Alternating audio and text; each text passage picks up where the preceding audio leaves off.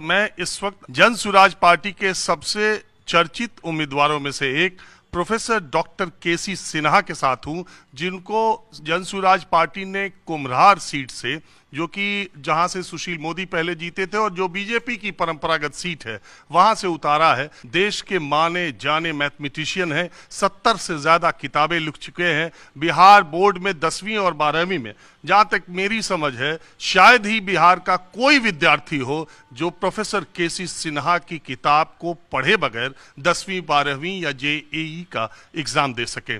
Professor केसी Sinha university के vice chancellor भी रहे हैं और पटना साइंस कॉलेज, जिसके पढ़े हुए हैं प्रशांत किशोर, उसके प्रिंसिपल भी रहे हैं। और पहली बार हमारे साथ प्रोफेसर केसी सिन्हा हैं और जाने माने मैथमेटिशियन। सर, आप जैसे लोग चुनाव लड़ने का फैसला, राजनीति में आने का फैसला।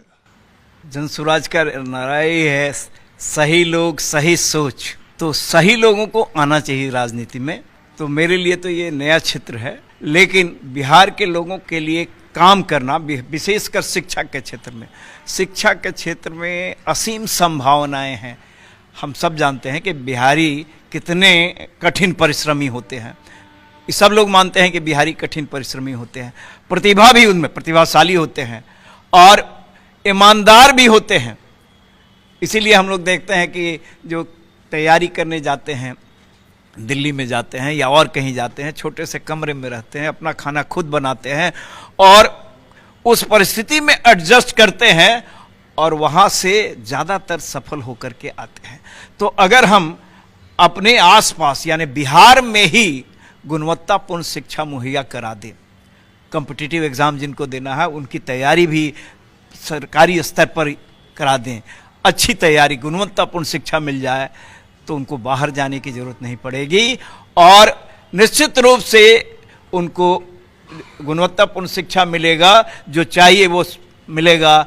तो वो शिक्षा के क्षेत्र, जिस क्षेत्र में भी जाएं, वो एक्सेल करेंगे, शिखर पर पहुंचेंगे और बिहार को भी आगे ले जाएंगे। असीम संभावनाएं हैं शिक्षा के क्षेत्र में। आप इतने जाने माने शिक्षाविद हैं सर, इतने बड़े मैथमेटिशियन हैं, इतने बड़े, आपको महागुरु की उपाधि भी बिहार में लोग देते हैं। आपसे सवाल पूछना तो मुझे बनता नहीं है उतना, लोग आपसे सीखते ही रहे और आपको सुनते रहे। मगर चूंकि आप सियासत में आ गए और आपने चुनाव लड़ने का फैसला किया, मैं पहला भले आया हूं, लेकिन अब आपके पास इंटरव्यू और सवालों की झड़ी लगती रहेगी। तो मैं ये कह रहा हूं कि ये सीट बीजेपी की परंपरागत सीट है, सुशील मोदी यहां से लड़े हैं, लगातार बीजेपी जीत रही है और ये शहरी इलाका भी है। तो आपके लिए कितना चुनौतीपूर्ण है? और दूसरा सवाल मेरा यह है, आप पहले से भी सियासत में आना चाहते थे या जन सुराज बनने के बाद आपने ये फैसला किया, या आप उसी कॉलेज के प्रिंसिपल हैं जिसके प्रशांत किशोर स्टूडेंट है, तो सोचा स्टूडेंट आ गया तो प्रिंसिपल क्यों ना आ जाए?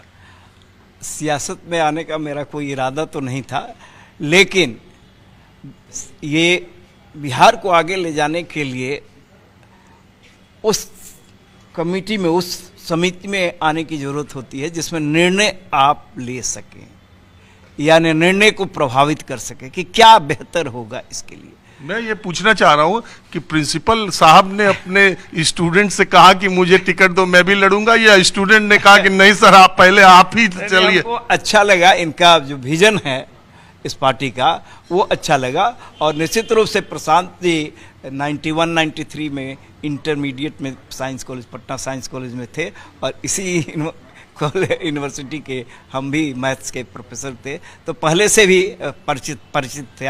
और ये जो विजन आया कि नहीं, शिक्षा और रोजगार, पलायन रोकना, शिक्षा और रोजगार। अब होता क्या है कि रोजगार मिलता है तो इंजीनियरिंग करके आया कोई बच्चा और ऑपरेटर का नौकरी कर रहा, तो ये योग्यता के अनुसार रोजगार नहीं। तो सर, ये सुनने में और कहने में, सुनने में बहुत अच्छा लगता है कि सही में शिक्षा, स्वास्थ्य, रोजगार, यही चुनाव के मुद्दे, वोट के मुद्दे होने चाहिए। लेकिन आपको मालूम है, ये सुनने और कहने की बात है, वोट इन चीज़ों पे तो मिलता नहीं है। कहीं का चुनाव हो, वोट तो किसी और चीज़ पर मिलता है।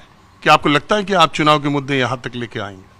बिल्कुल कोशिश की जा रही है और निश्चित रूप से आज न कल यहाँ की जनता समझेगी।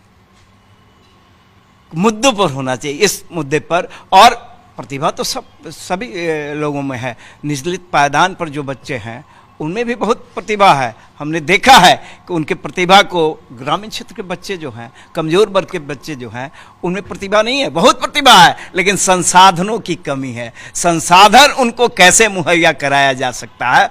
और जैसे दिल्ली की बात हमने कहा, तो उनमें उनके पास इतना संसाधन नहीं है कि वहाँ जाकर तैयारी करें।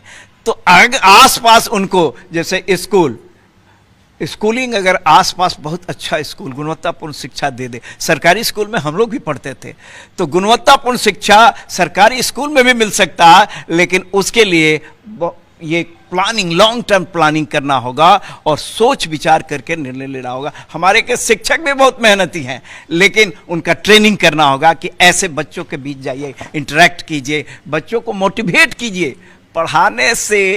पढ़ाने का जितना महत्व है, मोटिवेट करने का भी उतना ही महत्व है। तो अगर ये सब काम किया जाए, और यही काम करने के लिए हम इसमें आए हैं, और इनका विजन जो है वो हमको अच्छा लगा, इसलिए आए हैं।